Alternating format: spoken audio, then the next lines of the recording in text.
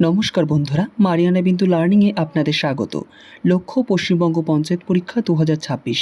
আজকের ভিডিওটিতে থাকছে পশ্চিমবঙ্গের ভূগোল থেকে 40টি গুরুত্বপূর্ণ এমসিকিউজ। প্রতিটি প্রশ্নই পরীক্ষার কথা মাথায় রেখে বাছাই করা হয়েছে, তাই মনোযোগ দিয়ে উত্তর দেওয়ার চেষ্টা করুন। ভিডিওটি ভালো লাগলে লাইক করবেন, ভালো না লাগলে ডিসলাইক করতেই পারেন। কোনো ভুল চোখে পড়লে অবশ্যই কমেন্টে জানাবেন। আমাদের হোয়াটসঅ্যাপ চ্যানেলের সঙ্গে যুক্ত হতে ডেসক্রিপশনে লিঙ্ক রয়েছে, সেখানে ক্লিক করে যুক্ত হতে পারেন, কিংবা কমেন্টের ফার্স্টেই আমি দিয়ে দেব, আপনারা অবশ্যই সেখানে ক্লিক করে আমাদের হোয়াটসঅ্যাপ চ্যানেলের সঙ্গে যুক্ত হতে পারেন। প্রথম প্রশ্নটি রয়েছে, পশ্চিমবঙ্গের রাজধানী কী? পশ্চিমবঙ্গের রাজধানী কী?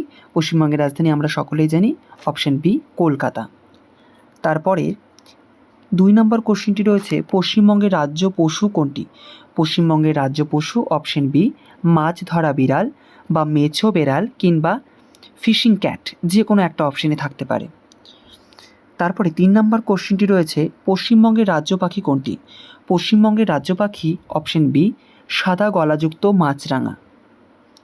4 নম্বর কোশ্চেনটি রয়েছে, পশ্চিমবঙ্গের রাজ্য বৃক্ষ কোনটি? পশ্চিমবঙ্গের রাজ্য বৃক্ষ অপশন সি ছাতিম। 5 নম্বর কোশ্চেনটি রয়েছে, পশ্চিমবঙ্গের রাজ্য ফুল কোনটি? পশ্চিমবঙ্গের রাজ্য ফুল শিউলি বা শেফালি, অপশন সি। কিছু প্রশ্ন হয়তো সহজ লাগবে, কিন্তু পঞ্চায়েত পরীক্ষায় অষ্টম শ্রেণী থেকে গ্র্যাজুয়েশন স্তর পর্যন্ত বিভিন্ন পদের পরীক্ষা হয়, তাই সব লেভেলের কথাটা মাথায় রেখেই এই প্রশ্নগুলি রাখা হয়েছে। 6 নম্বর কোশ্চেনটি রয়েছে, পশ্চিমবঙ্গের সর্বোচ্চ শৃঙ্গ কোনটি? পশ্চিমবঙ্গের সর্বোচ্চ শৃঙ্গ অপশন সি সান্দাকফু। তো তোমরা যদি কেউ জেনে থাকো সান্দাকফুর উচ্চতা, অবশ্যই কমেন্টে জানিও। আর হ্যাঁ, অবশ্যই শেষ পর্যন্ত থাকুন, শেষের দিকের প্রশ্নগুলো একটু বেশি পরীক্ষামুখী। 7 নম্বর কোশ্চেনটি রয়েছে, পশ্চিমবঙ্গের দক্ষিণে কী অবস্থিত? পশ্চিমবঙ্গের দক্ষিণে অবস্থিত অপশন বি বঙ্গোপসাগর। তারপরে 8 নম্বর কোশ্চেনটি রয়েছে, দার্জিলিং কোন ফসলের জন্য বিখ্যাত? দার্জিলিং কোন ফসলের জন্য বিখ্যাত? সেটি হচ্ছে অপশন বি চায়ের জন্য বিখ্যাত। 9 নম্বর কোশ্চেনটি রয়েছে, সুন্দরবনের বৃহত্তম অংশ, অর্থাৎ সুন্দরবনের যে বৃহত্তম অংশটা, সেটি কোন জেলার অন্তর্গত বা কোন জেলার মধ্যে পড়ে থাকে? সেটি হচ্ছে অপশন বি দক্ষিণ 24 পরগনা। 10 নম্বর কোশ্চেনটি রয়েছে, অযোধ্যা পাহাড় কোথায় অবস্থিত? অযোধ্যা পাহাড় অবস্থিত পুরুলিয়াতে। অযোধ্যা পাহাড় কোথায় অবস্থিত? পুরুলিয়াতে।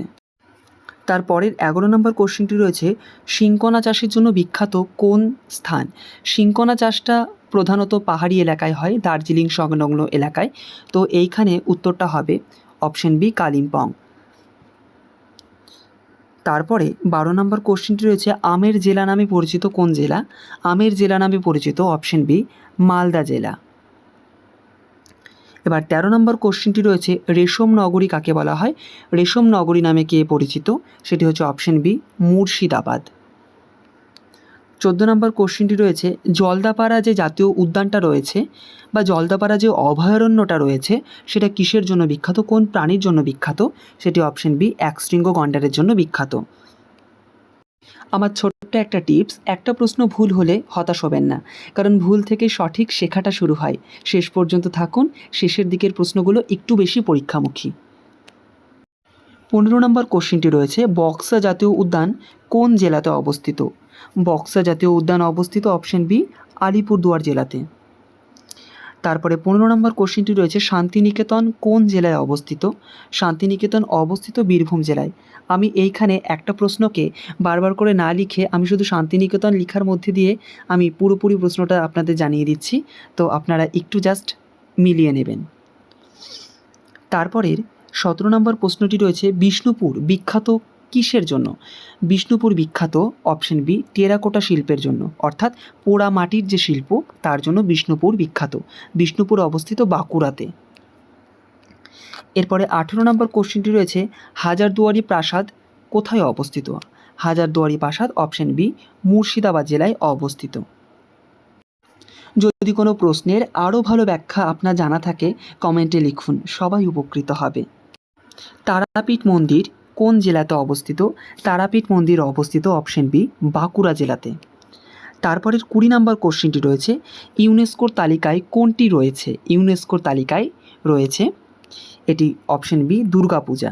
দুর্গাপূজাকে ইউনেস্কোর ইনটেনজিবল হেরিটেজ সাইটের অন্তর্গত করা হয়েছে, অর্থাৎ যেটাকে আমরা ছুঁতে পারি না কিন্তু অনুভব করতে পারি, সেই তালিকাতে রয়েছে আমাদের দুর্গাপূজা। তারপরে 21 নম্বর কোশ্চেনটি রয়েছে, গঙ্গা পশ্চিমবঙ্গে প্রথম কোন জেলা দিয়ে প্রবেশ করেছে? গঙ্গা পশ্চিমবঙ্গের কোন জেলা দিয়ে প্রথম প্রবেশ করেছে? সেটি হচ্ছে অপশন বি, মুর্শিদাবাদ। এবং স্পেসিফিক জায়গা যদি জানতে চায় তবে মনে রাখবেন মুর্শিদাবাদের ধুলিয়ান বলে একটি জায়গা রয়েছে, সেইখান দিয়ে গঙ্গা নদী আমাদের ওয়েস্ট বেঙ্গলে এন্ট্রি করছে। তারপরের 22 নম্বর কোশ্চেনটি রয়েছে, ফারাক্কা ব্যারেজ কোন জেলায় অবস্থিত? ফারাক্কা ব্যারেজ এটি অবস্থিত মুর্শিদাবাদ জেলায়। তারপরের 23 নম্বর কোশ্চেনটি রয়েছে, পশ্চিমবঙ্গের দীর্ঘতম নদী কোনটি? পশ্চিমবঙ্গের দীর্ঘতম নদী গঙ্গা নদী। আমরা ধীরে ধীরে পুরো পঞ্চায়েত সিলেবাসটাই এই চ্যানেলে কভার করার চেষ্টা করব। যারা নিয়মিত প্র্যাকটিস করছেন তারা অবশ্যই এই সিরিজের পরের ভিডিওগুলিও মিস করবেন না।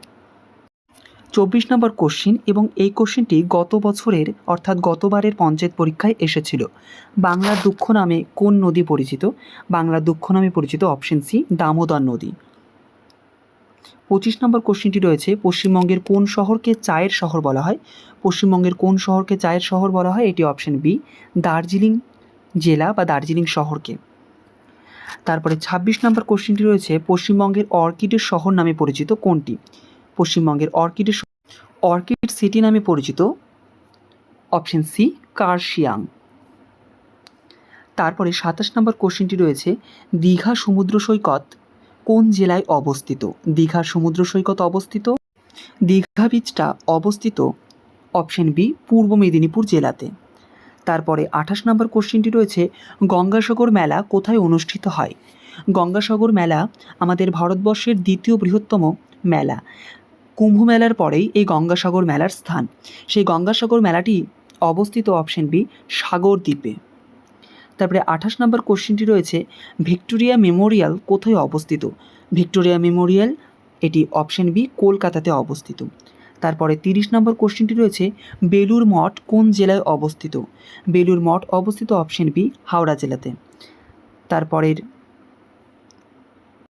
অনেকের কাছেই হয়তো কিছু প্রশ্ন খুব সহজ মনে হতে পারে, তবে মনে রাখবেন, আমি আবারও বলছি, পশ্চিমবঙ্গ পঞ্চায়েত পরীক্ষায় অষ্টম শ্রেণী থেকে গ্র্যাজুয়েশন স্তর পর্যন্ত বিভিন্ন পদের পরীক্ষা হয়, তাই সব লেভেলের পরীক্ষার্থীকে মাথায় রেখে এই প্রশ্নগুলোর সেট তৈরি করা হয়েছে।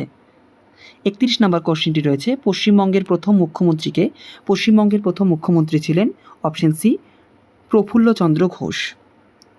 তারপরে 32 নম্বর কোশ্চেনটি রয়েছে, পশ্চিমবঙ্গের প্রথম রাজ্যপালকে? পশ্চিমবঙ্গের প্রথম রাজ্যপাল ছিলেন অপশন সি, চক্রবর্তী রাজা গোপালাচারী, এবং অপশন এ, সি রাজা গোপালাচারী। এই দুজন একই ব্যক্তির নাম, এই দুটি নাম একই ব্যক্তির নাম। তারপরে 33 নম্বর কোশ্চেনটি রয়েছে, রবীন্দ্রনাথ ঠাকুরের জন্মস্থান কোথায়? রবীন্দ্রনাথ ঠাকুরের জন্মস্থান অপশন বি, জোড়াসাঁকো। তারপরে 34 নম্বর কোশ্চেনটি রয়েছে, নেতাজি সুভাষচন্দ্র বসুর জন্মস্থান কোথায়?